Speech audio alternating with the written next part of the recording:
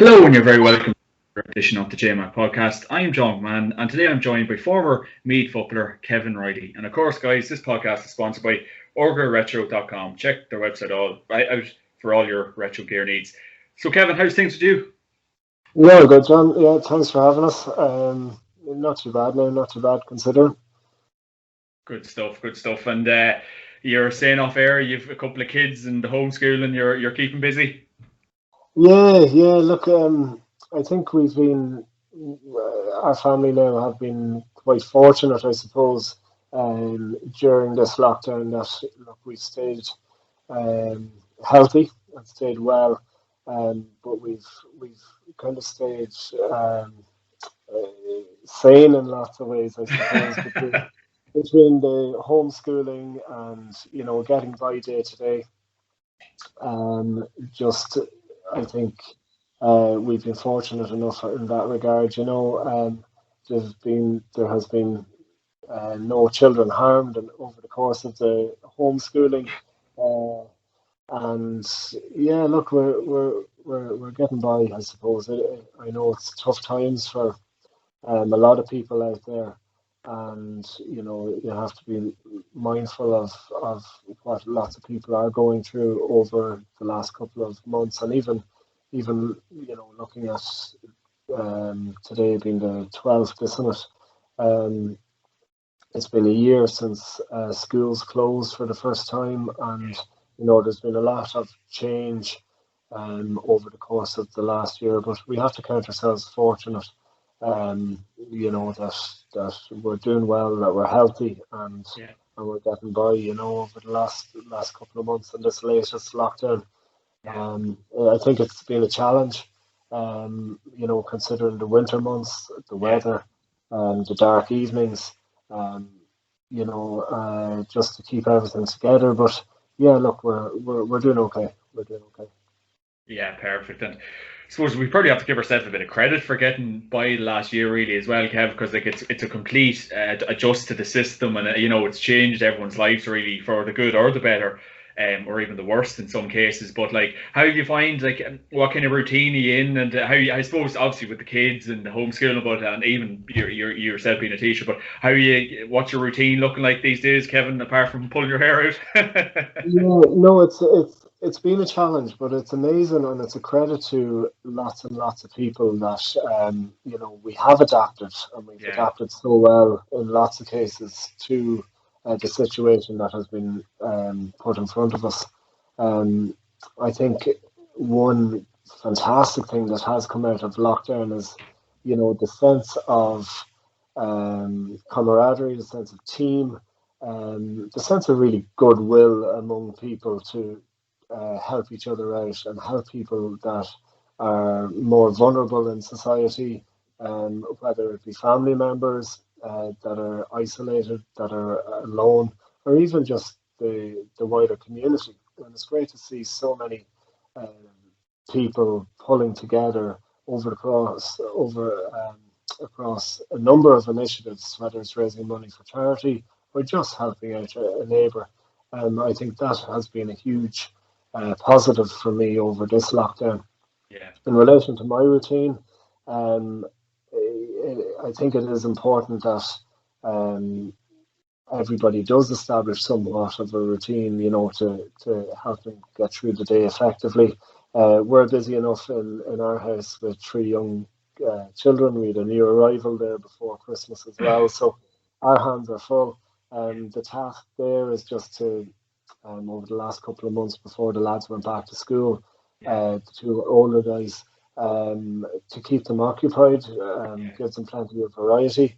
I think exercise for all of us has been crucial. So between myself and my wife, we're trying to um, allocate slots in the day where we can get out and get some exercise in many different forms, but also for the kids there as well, that they're not stuck on the screen for 3, 4, 5, 6 hours. That there is plenty of variety and physical activity throughout the day. Like even on the worst of weather there over the last couple of months, whether it was snowing or raining, we just wrapped them up and got them out, for some sort of activity. I think who says that there's no such thing as bad weather, there's just poor clothes, Yeah, yeah, and that was our philosophy. And you know what? It's amazing the change in mood, in your own mood, um, no, yeah. and in the mood of the kids. When you do get out and get that bit of physical activity every day, I think it's crucial, and I'd be recommending that to everyone. Yeah, yeah, geez, I agree with all that. And I suppose I kind of, it's probably a new thing I'll probably adapt into my podcast, but I suppose mental health and everything that comes with it is so important, Kevin. And you alluded to exercise being so critical for your head. But I suppose everything that's going on in your life and routine, but how has your kind of head been, say, the last year? Because, this hasn't been any cakewalk, I suppose, Kevin.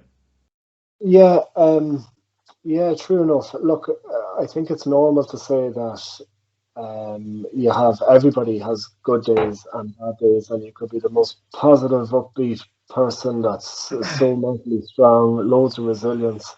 But there are days there where um, just life can get to you. You know that you could be cooped up in the house for a couple of days, and you might get yourself stuck in a rut. You might find a little bit of pressure coming on with work and deadlines. The kids could be acting out because, look, they're in a very similar position as well in terms of being cooped up, not socializing, meeting the friends, not getting the same stimulation through schooling as they normally would, birthday parties, going for trips, different events. So, like, they're finding it tough as well. So, look, I think if you're the most mentally strong person, you're going to, even if you are that mentally strong, you're going to have days, and I'm sure everybody has had days over the last year where they have found it tough. But I think it's important to remain positive, and to focus on the things that we can control. I think routine is very important. I know we discussed that uh, there. That if we do set ourselves a little bit of a routine, and stick to it, and kind of take each day as it comes. Look for the good in every day. Look for the little wins. I think, now, and that can be anything to making a nice meal. I know I've spent more time in the kitchen over the last year than you normally would because we have had that little bit of extra time. I think that hour of exercise every day is crucial for me. That's my go-to to reset. Whenever things are tough, or whether it's kids or work or whatever it is, that hour away in the gym, or out on the road or whatever it might be, gives you a little bit of time to recalibrate, I suppose. All those things definitely help. I know some people practice mindfulness, and that can help reset mentally. But I think it's important to develop that awareness and catching yourself kind of drifting into that rut and try and correct that before it becomes a pattern or a trend. And yeah, talk. I think communication is crucial.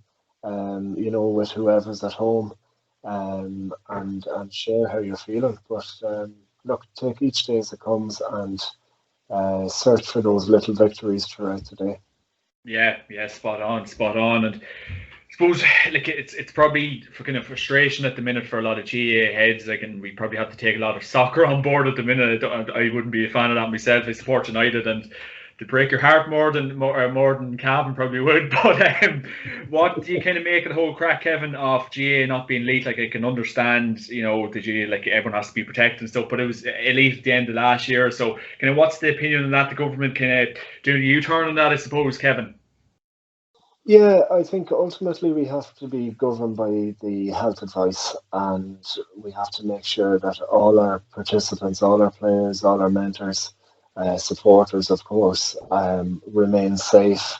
And I think it is a crucial period of time, with the pandemic, with the transmission of cases, and decisions have been made to keep us all safe. So I think we have to respect that. Of course, it's frustrating. I think The way things worked out last year in the end, after a number of months of uncertainty, I thought it was a great finish to the year from a GA perspective. I think the club season getting such great publicity through the different forms of media, the increased coverage there, I thought was fantastic. And then obviously leading into the autumn and the winter, having intercounty GA to look forward to it was a lifesaver for so Yeah. many.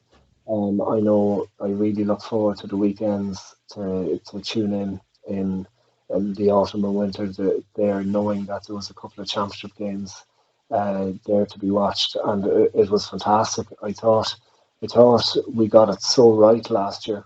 Um, elevating the status of the club championships and then getting into our intercounty season.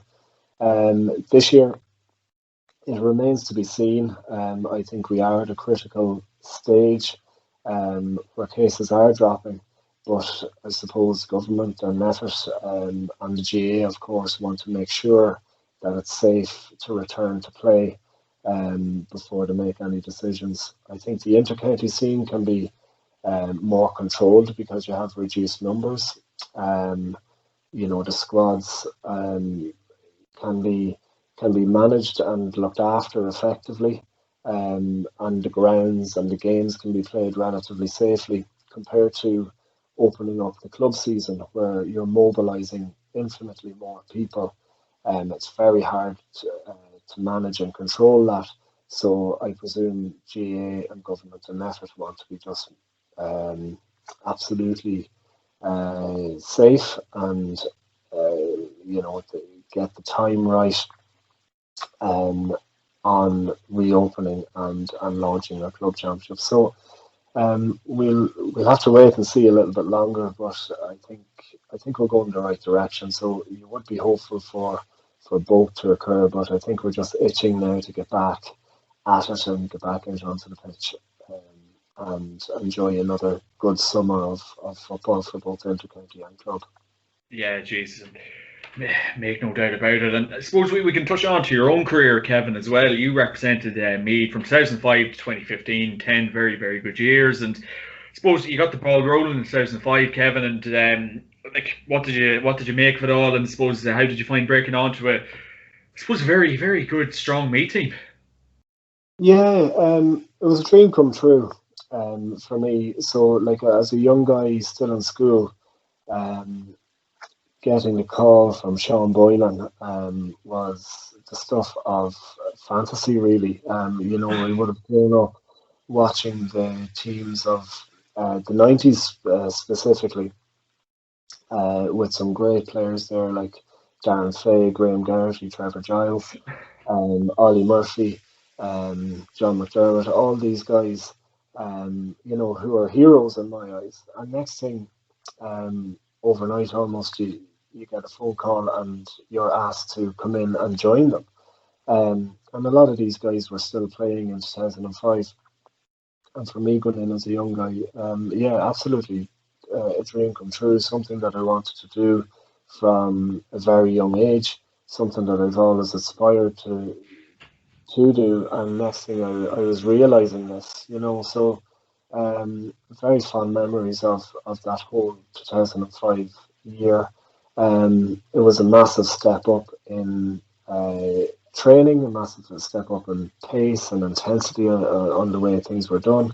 Funnily enough, at that stage in my career, I only played, I think, three senior games with my club before I was actually called into the county, none of which at full back. So I actually played intercounty fullback at intercounty level before I actually played fullback at club level. I think I played my first season with the club at full forward. Yeah, yeah. So whatever game Sean was at, or his selectors, they weren't at the senior club championship anyway. Um, I wasn't picked off that. So yeah, a dream come true for me in 2005 to be selected and to go on and to start at full back in the championship games. was magical stuff, you know. Yeah, yeah, and you referenced Darren Fay there as well, and he's probably put down as one of the best fullbacks to ever play the game. Kevin, like, what was it kind of like to kind of come into that team and probably look on and see what Darren and what way he played and what way he applied himself, I suppose, Kevin. Yeah, so like he was an idol of mine growing up, and you know that's the likes of Darren and I suppose Seamus Moynihan from Kerry. Yeah, These guys would stand out for me as being the real heroes, I suppose, of the 90s in terms of fullbacks. Um, yeah, look, it was a really great opportunity for me to learn from one of the best. And inadvertently take his position, I suppose. In the first year, Darren moved out to centre half back that year. So yeah, look, two things. He was an idol of mine, somebody that I looked up to and learned from. I would have picked up little nuggets of information on how he would see the game, how he would read the game, and how he liked to play it. But um, when you're in that team environment, you're competing for 15 places there as well, and the competitor takes over at the same time. And look, I think you kind of have to go your own way as well, because I think it's important that you go and do things for yourself too, and impose your own style and your own game, because like we see so often now in clubs, that you have these and counties, that you have high profile managers that have been there and done that, and I think it's important not to impose how you would have done it on the younger players as well.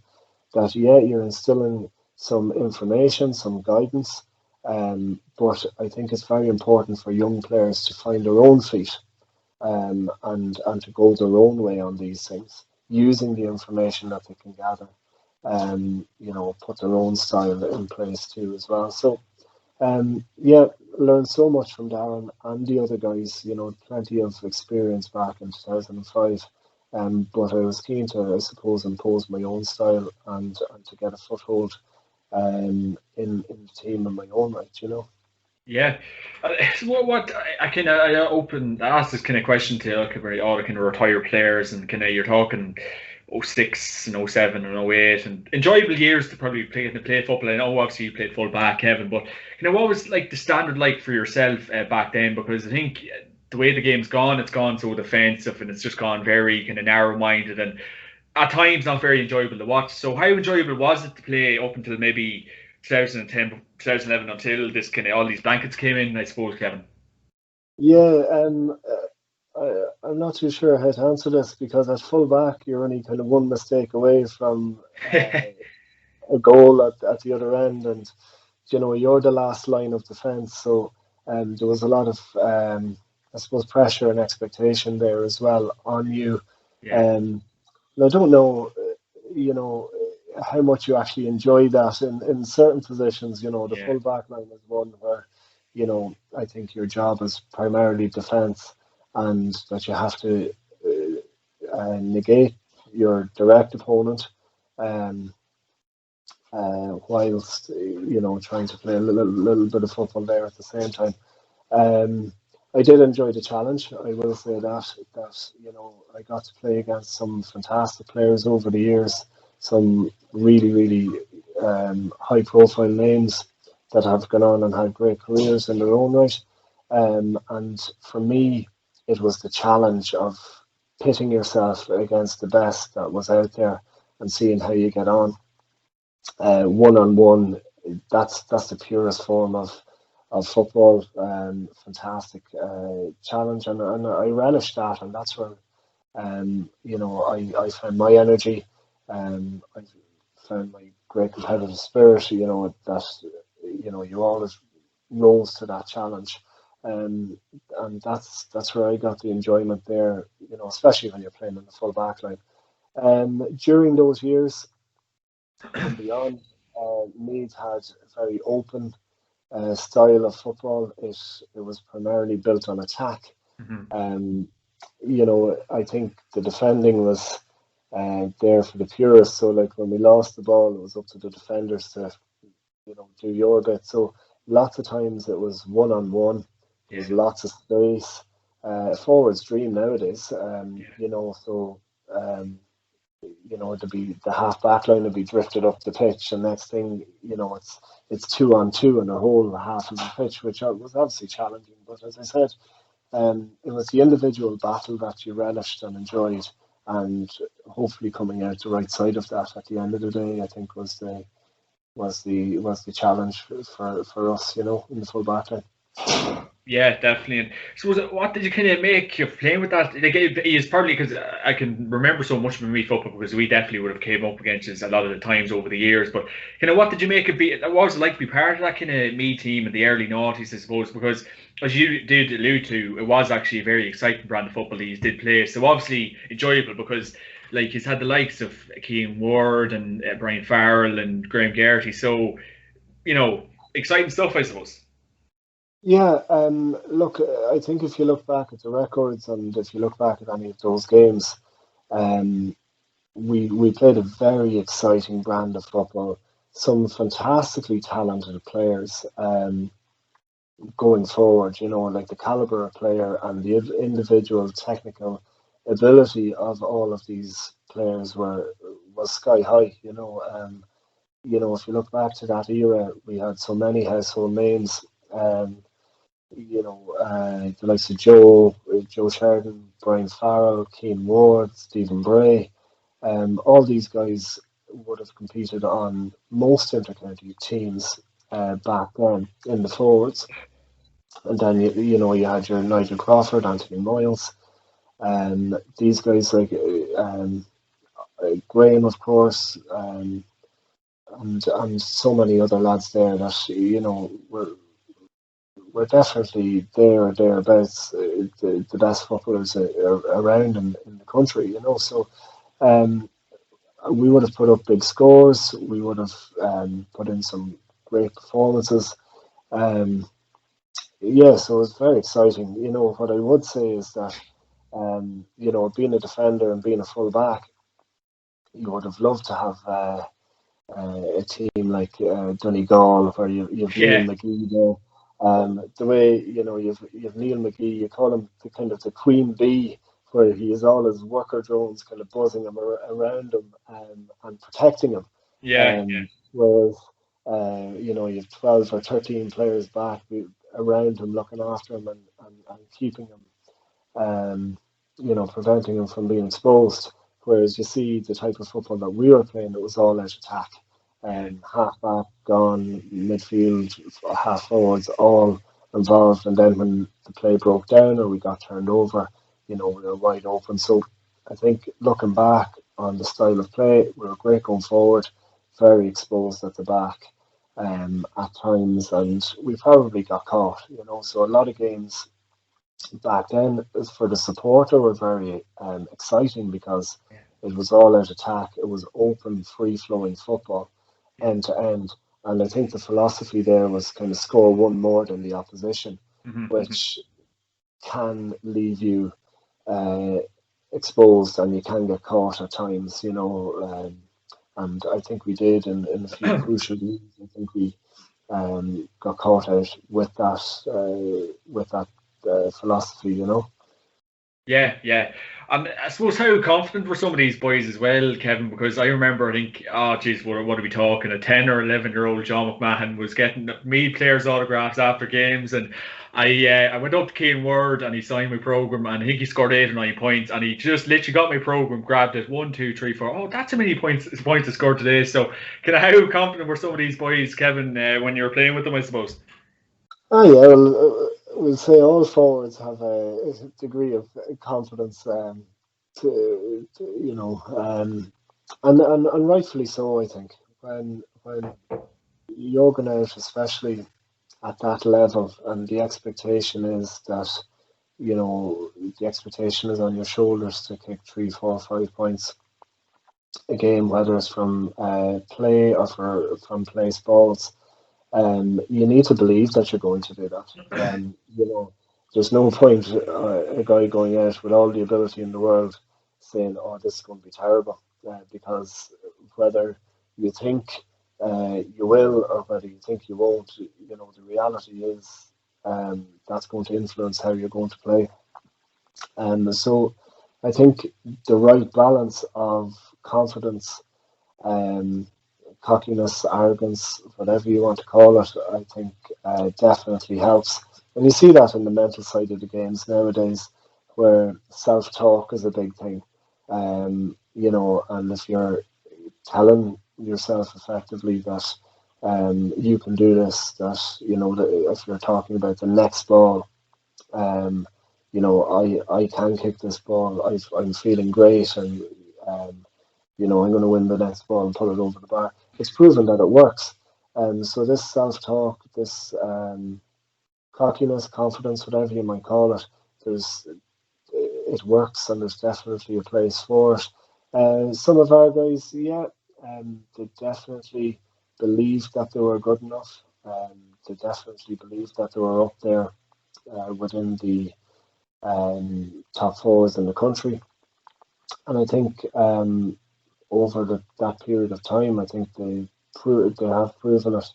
Like I think Brian Farrell was top scorer in league football there for a couple of years. Keane Ward, top scorer in the championship, for a couple of years thereabouts. So these guys have put big scores up, and so justifiably, had that degree of confidence. Yeah, well, like I heard that day, but in fairness, Keane Ward, he backed it up. He was unbelievably accurate. I think he's one of the best forwards in Leinster, I think, back in the day, without a shadow of a doubt. And I suppose pushing on to 2010, Kev, the Leinster final, the infamous Leinster final that'll go on that'll go down in history for years to come. What was it kind of like that day? I suppose when you look back on it, like it's claimed he's had the Leinster final, but like it just ended up to be a rotten day in Croker, really, I suppose. Yeah, kind of a few different aspects to it, I suppose. I suppose being down the other end of the pitch, I wasn't really sure what happened at that time when the goal went in. We were kind of looking around, was it a goal, wasn't it? What actually happened? So thinking back, like it's 11 years now, thinking back, I think there was a little bit of a delay between the goal being scored and it being awarded. Martin Sludden went in and checked with his umpires, and the goal was given. So the first time we kind of really saw down the other end of the pitch was when the green flag went up and the goal was given. Looking back to that day, I think we owned possession, if I remember correctly. We were creating so many chances but couldn't convert. And, as the game went on, Loud got a goal with about 10 minutes to go, I think, and kind of put them a couple of points up. And then kind of the pressure started to come on, so we continued to kind of create chances, and obviously the ball fell to Seamus Kenny back then. Shot was blocked and Joe caught it, and I suppose the rest is history. But yeah, look, the way I describe it is that if you look at any game, there's these decisions that happen time and time again, and they're talking points in every game. And some of these decisions are made. It's arguable. You could argue there that it should have been a penalty given for a pull down beforehand. I think the timing of it was quite poor as well. In the last minutes, and the nature of it as well, having it been Louth, being in the first Leinster final for so many years. So all these things are factors that come into play that has made the day what it was. If you look at the aftermath then, and the kind of scenes after the game, that I think has left a bad taste in a lot of people's mouths. And then how the situation was handled after that. I think, hindsight is great, but I think the powers that be could have handled it a lot better, whether it was the county boards or the GAA in general. I think if you look at the newspaper headlines back then, I think there was a lot of flack aimed at the Meath players, even though we didn't make the rules, like in terms of the rule book and replays. And look, I remember on the Monday night after it, we would have met as a group and discussed the possibility of a replay and everything like that, and that was immediately shot down because under the rules, it wasn't a viable option in terms of offering a replay. So that's where I suppose it stopped then, because it wasn't a replay couldn't be offered under those grounds. So just because the players wanted to. So I suppose the rest is history after that. But if you look, even in that championship, working at the semi-final between Down and Kerry. was it Cork and Down, or Down? Kerry, maybe, no? Wasn't there a goal in that game, the semi-final, that was a clear square ball? Down in Kildare, I think, Kev, wasn't it? Kildare, I think, yeah. Yeah. And there was a clear square ball there that wasn't given. The goal stood and Down went on. And, that's a very similar scenario. That happened earlier on in the game. It was forgotten about, and Down went on to the All-Ireland final. But look, these things happen all the time. I think the factors such as the timing and the fact, that it was Low's first appearance, I think obviously amplified that further. But look, it is what it is, and I suppose 11 years later, we have to get on with it now. Yeah, definitely. And it's mad to think that I think Joe's kind of been on various podcasts still talking about it, I suppose. And like he was kind of thinking, like, if social media was as powerful as it is now, and if he'd done that, say, I don't know, last month, anytime at all in the recent present, like, God help him, Kev, because we've seen Gordon Elliott, the abuse he got for doing what he done. Like, it's just, if he'd done that now, essentially, Kev, I could only bear to think what mindset Joe would have. Yeah, and I suppose that goes back. We're in a very critical stage here at the minute, with being locked down, having more time on our hands, more exposed to social media, a lack of I suppose a physical outlet to socialise with friends and family, and we are spending more time with these type of connections. And what we've noticed as well, even with the pandemic, is that in some cases, we've shifted to a blame culture. And, if we see somebody that's maybe breaching COVID guidelines, whether it's accidentally or otherwise, instead of throwing the arm around and supporting or providing help, there are certain people there that are only too quick to point the finger and blame. But life isn't like that. Life is not black and white. There's a huge amount of grey there. And people make mistakes. It's human nature. And I think we've lost that lack of forgiveness at times, or certain people. And there are a certain cohort that are only too quick to jump on and thrive on the fact of blaming, and to look for retribution, and look for to see people hurt off the back of certain mistakes that they have made. And we won't speak on any individual cases, but I think we have lost that sense of forgiveness and that sense of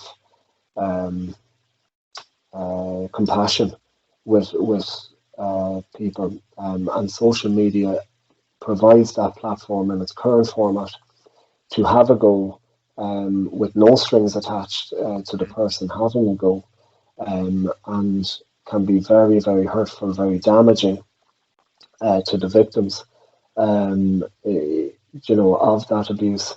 And there's no escape from it. There's no escape that it's theirs 24/7. And there's no comeback for the people giving that abuse as well. Like there's at this point in time, it's very rare to see anybody being, either convicted or challenged or reprimanded on their actions. It's very rare that you see people being pulled up on it. I know there has been calls of, tying your ID or some form of ID to your social media page, so that if you did make a comment, that it can be followed up on. It might be a positive step, just that there's some comeback there. But I suppose the social media companies have probably, it's time for them to pull up their socks and to try and protect their users a little bit more as well, because look, we've all been guilty of scrolling through social media, more now, I'd say, than ever, and it can be a frustrating place, just because it's all or nothing. You're either on one side of an opinion or the other, and a lot of the time as well, there's a lot of pressure there to conform to popular opinion too. And if you don't conform to that populist opinion, well, then you're wrong, and you're told you're wrong, and in some cases people are shut down. So it kind of there's an absence of we talk a lot about free speech, and social media provides that platform of free speech. But if you're not saying the right things, you can be subjected to this sort of abuse too. So yeah, look, it's great in the sense that it connects people, but it can be very damaging, very hurtful to so many people, especially those in the public eye, the sporting eye as well. That they're only one click away from, that abuse, and I think it needs to change. I think we all need to think before we type. Yeah, spot on. It's a dangerous place at times. There's advantages and disadvantages, but screen time, of course, is probably through the roof during this pandemic. And of course, guys, this podcast is sponsored by OrgaRetro.com. Check their website out for all your retro gear needs. I suppose, and playing in the Leinster competition as well, Kev. Obviously, we know about Dublin's dominance and massive rivals of yours over the years. But what was it like to kind of play in Leinster over the years? Like, I know it was a tough stage. It's probably the latter end of your career, but you still have good times in Leinster competition in the early years, I suppose, as well. Like it was nice and competitive for you. Yeah, like again, we spoke about 2005 there. My first championship game was against Dublin in Croke Park. 82,000 people, lining out in front of the hill, and the hill, so many thousand people gunning for you, especially like you have the goalkeeper and the full back, and never forget it. You're their centre of attention for that whole half, 35 minutes football, because you're the closest to them. But you know what? There was no better feeling of going into that cauldron of 82,000 people against your direct rivals. The history, the atmosphere, like driving in on the bus where you have Meath supporters roaring you on, thousands of Meath supporters lining the streets outside the pubs. And in contrast to that, the Dublin supporters and the atmosphere there with there was lots of abuse. There was beer cans, bottles thrown at the bus. I know one after one Dublin game, I think one of the windows was cracked of the bus. Somebody threw something at the bus. That sort of atmosphere, you'd see it in the rivalries over the water in the soccer. But the intensity of it, the atmosphere was second to none. It was fantastic. Ultimately, as a player then on the pitch, you're competing against your direct rivals, your direct opponents. some of the best footballers in the country over the last decade or more were lining up against you. And I know I referenced it earlier. For me as a full back, you wanted to challenge yourself against the best people, the best Gaelic footballers in the country, and see where you stood at the end of it. You know, you go toe to toe. The likes of Bernard Brogan, I would have marked him a couple of times, and you know what a fantastic challenge. And you know, always relished the challenge of coming up against Bernard in his time, because I knew how dangerous he was and what he could do. But also the challenge for me was to try and negate that, to try and stop it. So yeah, look, we would have fallen the wrong side of these results, especially as the Dublin juggernaut took over in the tens there. But yeah, I think as a sports person, you compete against the best. You want to be the best, and then you want to be competing against the best. I got to captain Meath to a number of Leinster finals, and that day, walking out, the parade, the atmosphere, the expectation of so many resting on your shoulders as well, the whole county behind you. Looking back, was a wonderful opportunity. Yes, of course, you'd like those results to go a different way, but we can't change that. But they're definitely memories that will live long, and fantastic opportunities that so many would just love to have had. We got to experience those. Yeah, yeah. And you did reference the Dublin rivalry there, and obviously marking the likes of Bernard Brogan and everything that comes with it. But like, how special of a rivalry was it, Kev? Because at the end of the day, probably when you did come off the pitch or you had a few drinks after the match, or whatever, like it was hot and spicy for the 70 plus. But you're probably best mates behind it all, really. Maybe. Yeah, well, I suppose I was slightly different in the fact that I spent a number of years in DCU, so I would have been playing citizen football with a lot of the Dublin lads. I would have lived with a few of the Dublin lads over the years, so I would have got to know them a little bit better. Yeah, there's some fantastic lads there, some great personalities, some great characters. And some great individuals off the pitch there as well. So yeah, during my time in DCU, I would have gotten to know quite a few of the lads and would have struck up friendships with a number of them, you know. Yeah, definitely. And I suppose kind of pushing on to that, 2015 was your final year with Meath, and it was, I think I was reading an article, you're 29 when you finish up, so probably too early for yourself, but injuries came knocking, unfortunately, and a tough blow, I suppose, Kevin. Yeah, it really was something that kind of ultimately happened out of the blue. So in the 2014 Leinster final in the first half, I think I was marking Paul Mannion, I think, that day. We were running out for a ball and I felt something go in my hip. So I knew at the time that there was something significantly wrong. But continued on playing, got to half time and got it assessed.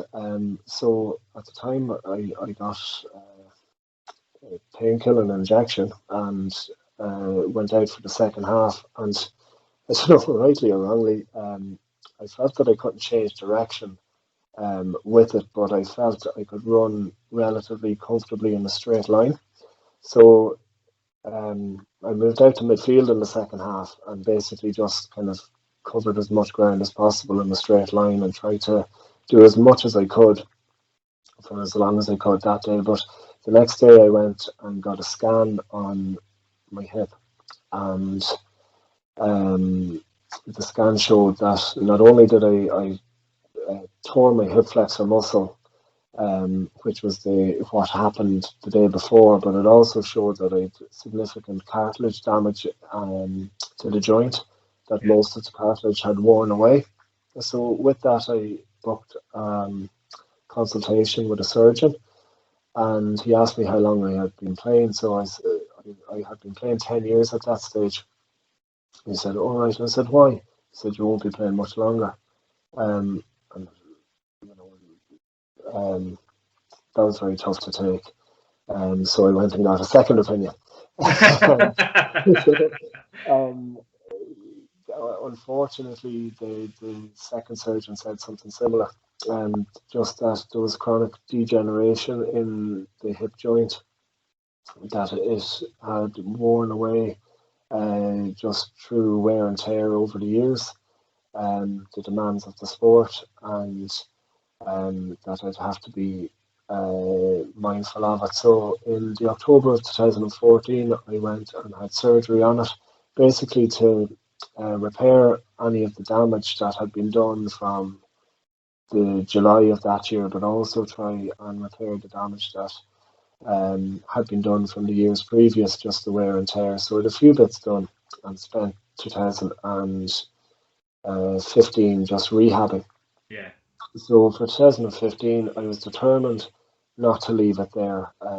29, I felt I was the fittest I had ever been. I was in the best shape that I was ever been. I was captain of the Meath team at the time, and I felt like I had more to offer, that I didn't want it to be it, and I wanted to leave on my terms.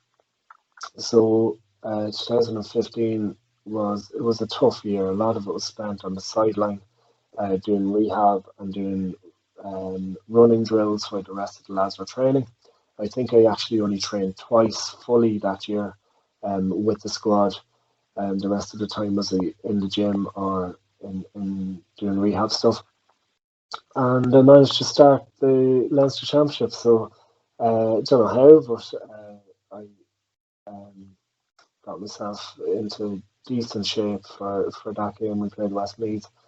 Um, we had an amazing first half. They turned us over in the second half. And then we eventually bowed out to Tyrone in the qualifiers. Oh, yeah. That was my last game. I came on that day, possibly come on at midfield. I was marking Sean or Colin Kavanagh. I come on for the last maybe 15, 20 minutes and managed to get 2 points. But yeah, but look, I knew my time was coming to an end. I knew I had to give all I could give because my hip wasn't. It wasn't able for it, unfortunately. Just the demands of intercounty football, whether it was off the back of the surgery or just the damage that was done. Um, I just wasn't able for it. But anyway, I got to finish out the year on my terms. I felt and still feel, even all these years later, that I probably had a lot more to give. Yeah. But look, they were the cards that I was dealt, and look, I had some glorious years playing football, whether it was my club, county, college. I got to play international rules and picked up a few medals along the way. So I've done more than most in the game. I've been blessed to be given the opportunity, and the opportunities that I've been afforded down through the years. And I know that I am very grateful for the time that I spent in all the jerseys, not just the green and gold. Um, and that I know that so many people would have loved to have had the career and the opportunities that I had. So very grateful for all of that, even if I feel that my career ended prematurely, So yeah, no, very grateful for all the opportunities that I have had. Yeah. And even on that, we seen him on the Tommy Tiernan show last weekend. I'm presuming you were watching Sean Boylan, Kevin. Some of that man's influence up on Meath football and even the GA in general, I suppose, Kevin. Yeah, Sean is one of these magnificent characters, that affects infects so many people around him, so like just his personality, the way he carries himself, the way he speaks, it's infectious, and it leaves a lasting effect on anybody that he comes in contact with, So one of these unique individuals that um, that you come across at some stage in your life that leaves a remarkable effect on you as a person, on your character, you as a player as well.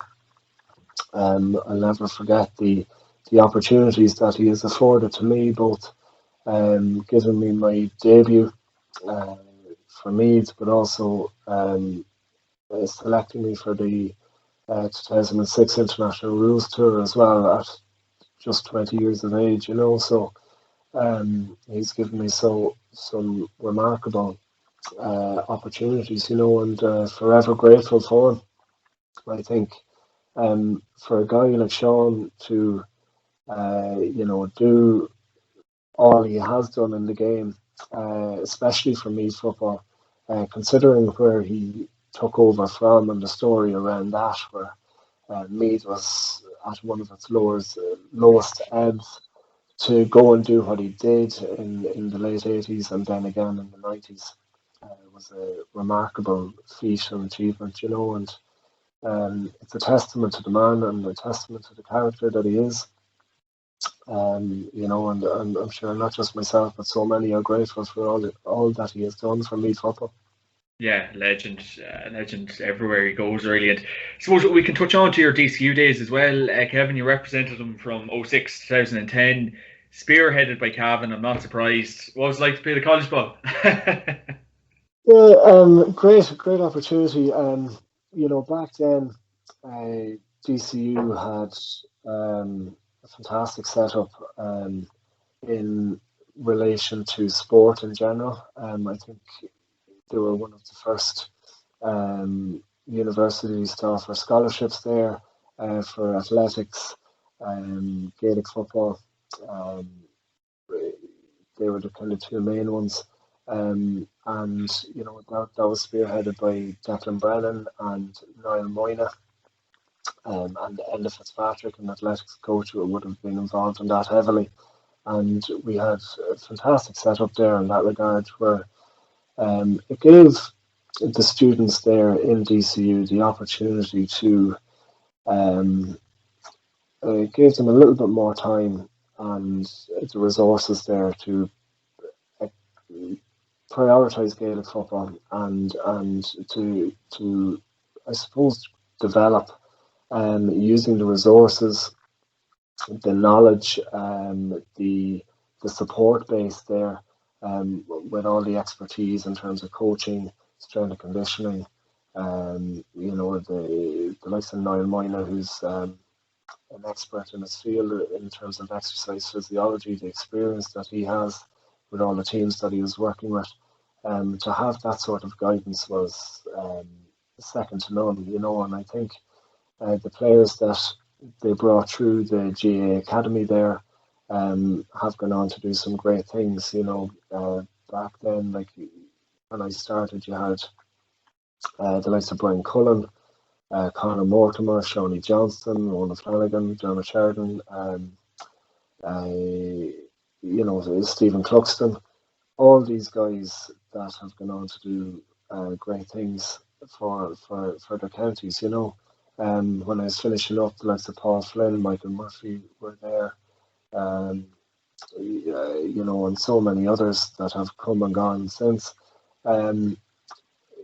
Like that, they had all the, between the sports complex, as I said, the strength conditioning, nutrition, the training programs as well, were all there in place to help us grow and mature and develop as footballers, and I don't think there was anything quite like it at the time anywhere else. So to be given that opportunity was fantastic, Yeah, and it just looked like the dream setup, and obviously the Sigerson Cup competition as well, Kevin. Like, what was it like to kind of play in that over the years? Yeah, very special competition. It was fantastic to play with, the caliber of players that we had, and then again compete against some of the best around in the country. So Sigerson Cup, very prestigious competition that has come back years and years now at this stage. and it throws up some fantastic games in February and March, and a great opportunity to play with, these guys. I know in 2006, we won the Sigerson Cup, and I think every player on the starting 15 was a county player, at the time. So the caliber and standard of the competition is sky high. Um, in terms of the quality of players that are on offer or on show. And, for that time of year, I think it's a very special competition, that is highly regarded um, in GAA circles. And, we've had some great days out and some very special times with those group of players, Yeah. And even kind of touching on to your club, Navan O'Mahony's as well, Kevin. Like, how special of a club is it up there in Navan? And are you still playing yourself? No, I'm not playing. You're done. I'm done. I haven't had a consistent season since 2016. I think was the last involvement I had. I did tug out for the odd game here and there. I think I ended up in goals for a couple of championship games there not too long ago as well. And I did with lockdown last year. Whether I had too much time on my hands or I thought I could rewind or turn back the clock. I did tug out with the team again, but my involvement was limited, unfortunately, due to the injuries. But yeah, Navan O'Mahony's is a very special place. It has a rich history and tradition. It's the most successful club in the county.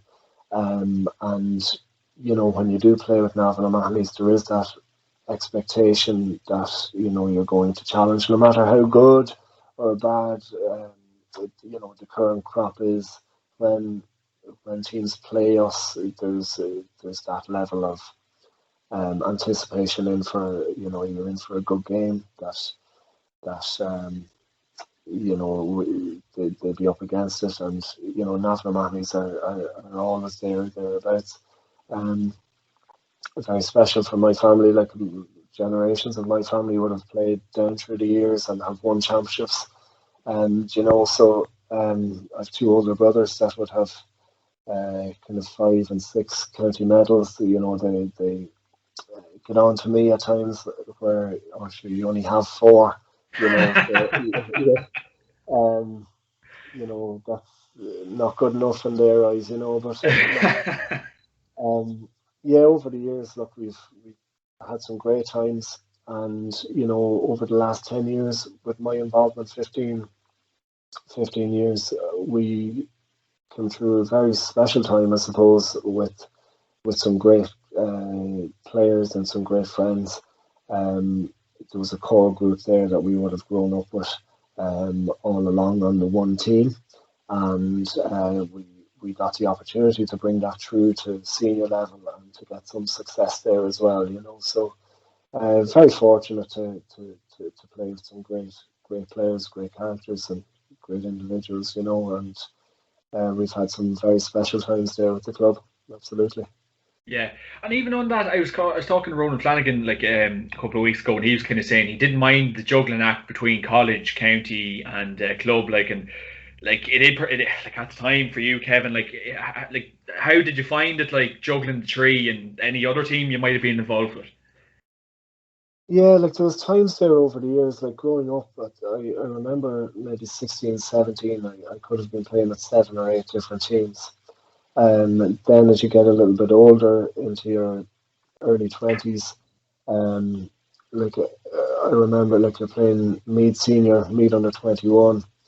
There was international rules thrown in there. You've club, you've club commitments there as well, and then you've freshers and Sigerson commitments too. Yeah, it's like at the time, it was our passion. It was what we loved doing. The more, the better.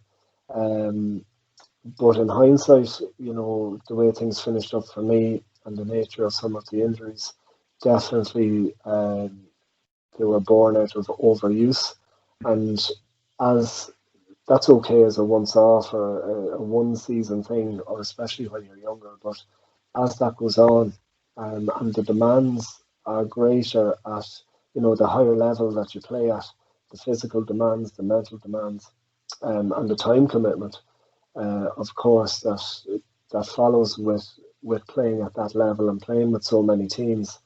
It does take its toll. There's no doubt it takes its toll and can have a detrimental effect. I'm delighted to see like the likes of the GPA and the GPA looking after player welfare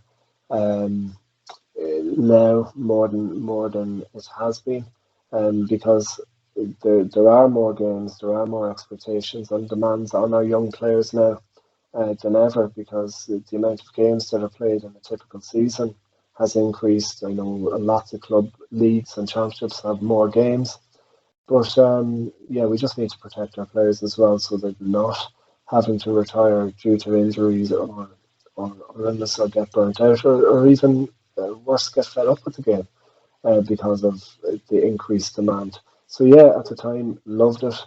It was great to get all those opportunities to play, but again, I think there's a trade-off there between overdoing it as well, and that we need to protect our players as much as possible, so that they can continue to play and give us such great joy and excitement at that level, Yeah, I suppose last for you, Kevin, you've been brilliant with your time, and like, what kind of advice would you kind of give to a young Kevin Reilly starting off, or a young fella kind of starting off, trying to make the breakthrough on the county? Because I'm kind of intrigued by it, because obviously with you kind of finishing early at 29 and with injuries, so what kind of advice would you give like a person or a young fella just starting off, I suppose?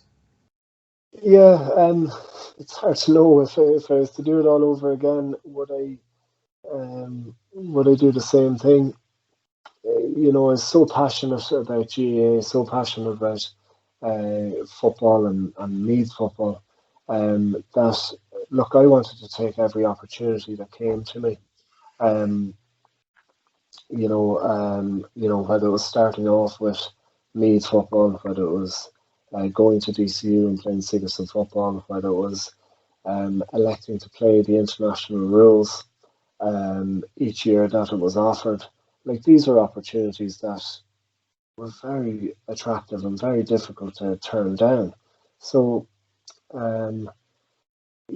if you're passionate about GA as much as I was, and if you were relishing these opportunities and had dreamed about these opportunities from such a young age, well, I say go for it, What I will say is that I would hope that the expectations and the responsibilities to look after the players, like the young Kevin Reilly, as you say, are there and in place, and that managers and coaches look after their players, especially the ones that they are sharing between different clubs or different commitments between club and county, football and hurling.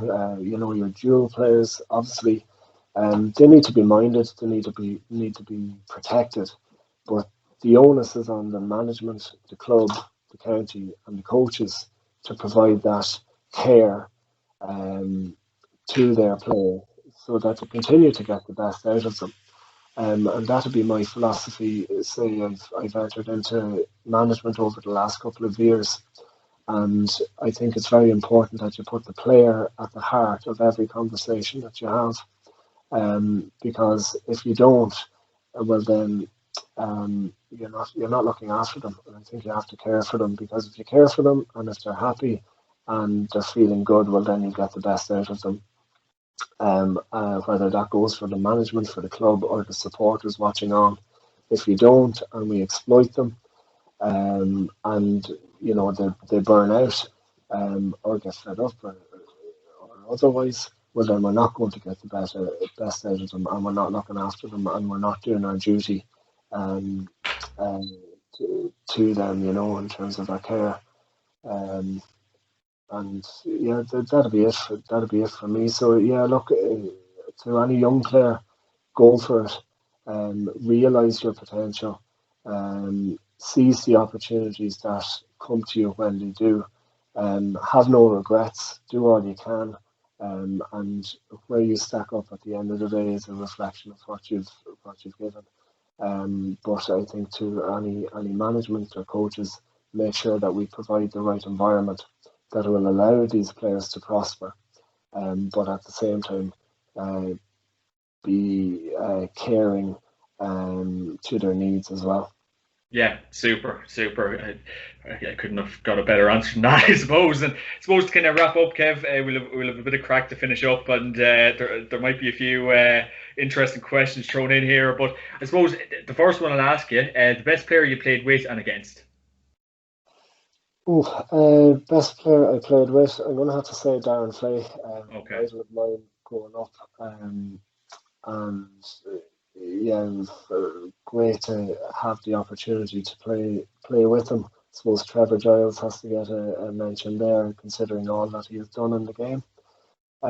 Played against, I suppose, you'd have to mention Bernard Brogan, and all that he has done in the game as well.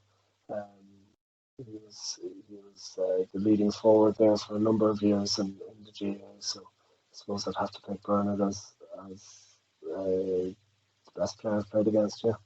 Definitely. And now this is going to be in relation to the Meath panel and even Navan O'Mahony, so it's going to be an open book. So best trainer within the Meath team. Oh, we're going back a while ago. Best trainer. I suppose Mickey Burke would have to be up there. He loved that. We'll give him a shout out. Would have loved the gym sessions with Mickey and myself over the years, and we would have been competing. So the competitive spirit kind of comes out there, and whether it was a good thing or not at the time, you'd be always trying to outdo each other and try to lift that a little bit heavier, But Mickey's a great man to train. He's still training quite hard there at the minute, you see on social media and whatnot. So Mickey is a good man to train, all right. Worst trainer? Worst trainer? Ooh, myself.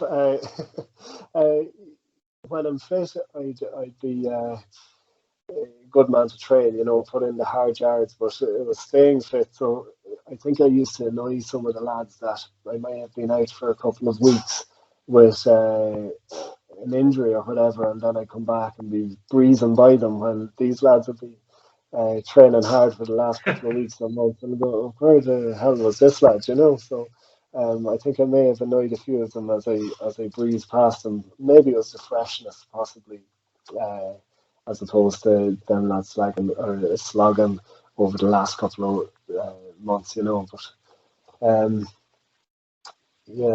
worst trainer. Put me on the spot. I think any of the forwards, I suppose, they liked it handy to shoot in practice and taking it easy, looking good, and preparing for the big day, yeah. And as you mentioned, there wasn't too many forwards there tracking back over the years. I think they had only one gear, and that was forward. Perfect. And best dresser? Best dresser. There's been a few questionable outfits there over the years. We say Anthony Moyles like to think that he had all his designer clobber, but there's a few questionable outfits there, at times that you'd wonder, where he got them from. Worst dresser?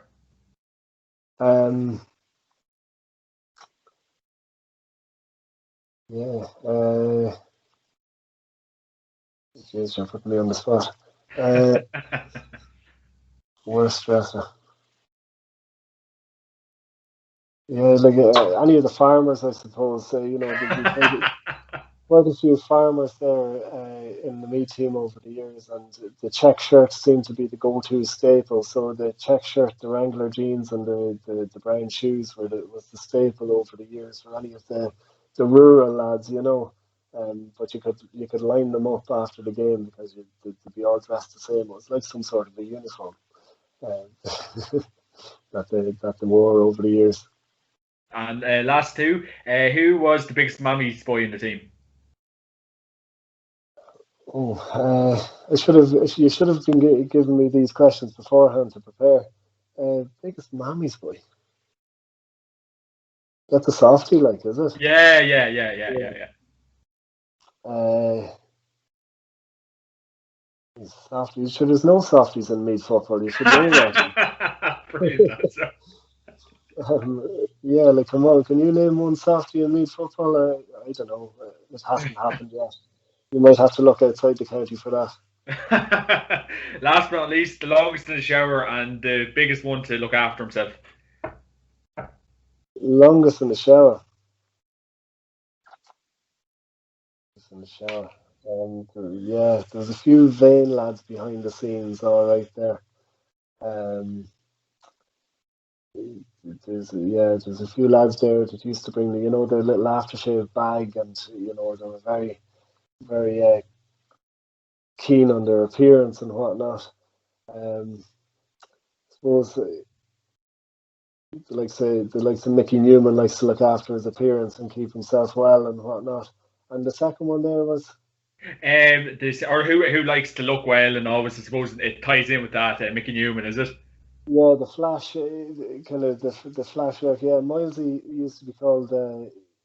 He used to look after his appearance as well, and he had the hair and the flashy the shirts and the shoes and everything like that. Yeah, so he liked to look good in his designer clobber. Yeah. And very last one, best manager. Best manager. Yeah, look, I've been fortunate to have the experience of playing under quite a few fantastic people over the years. To name a few, like you started out with Sean. You had Kyler there in 07, 08. We got to another in semi-final. Eamon O'Brien, fantastic mind in 2010, bringing us that Leinster. Mickle, offering, I suppose, the opportunity of taking up the role as captain there for a few years. Even at club level, Davy Nelson would have guided us there to a number of senior championships. Sean Kelly as well.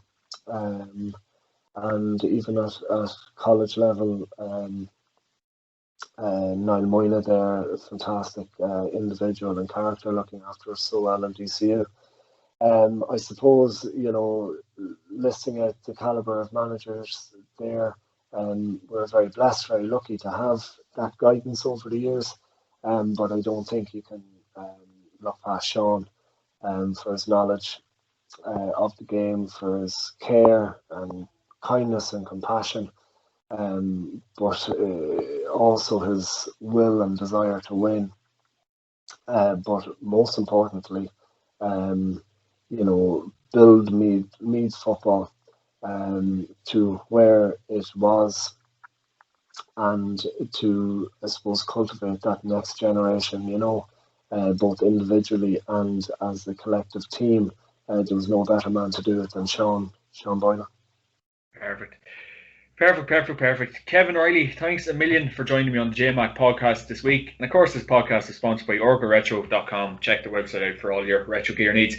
Kevin, thanks a million, and I hope you enjoy the rest of this hell lockdown, and the family keeps well, and of course you keep well. And thanks again, my man. No worries. Happy to help, and very enjoyable. Thanks for having me on. Cheers, Kevin. Thanks very much. No worries.